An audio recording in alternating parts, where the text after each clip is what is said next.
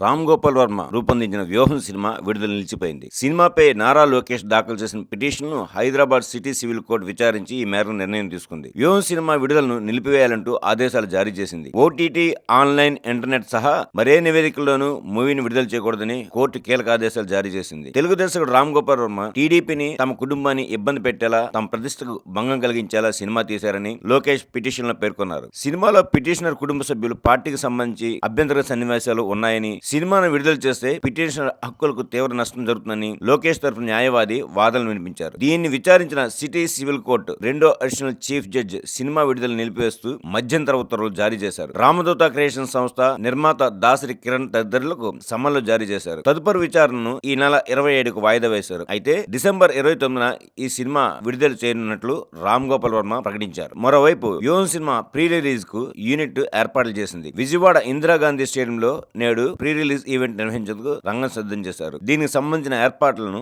దర్శకుడు రామ్ గోపాల్ వర్మ, చిత్ర నిర్మాత దాసరి కిరణ్ కుమార్ పరిశీలించారు. మరోవైపు వ్యూహం సినిమాకు సెన్సార్ బోర్డు జారీ చేసిన సర్టిఫికెట్ ను రద్దు చేయాలని కోరుతూ టీడీపీ జాతీయ ప్రధాన కార్యదర్శి నారా లోకేష్ తెలంగాణ హైకోర్టులో పిటిషన్ దాఖలు చేశారు. చూడాలి మరి ఏం జరుగుతుందో. మా ఈ వీడియో నచ్చినట్టయితే మరిన్ని అప్డేట్స్ కోసం లైక్ చేయండి, షేర్ చేయండి, సబ్స్క్రైబ్ చేయండి.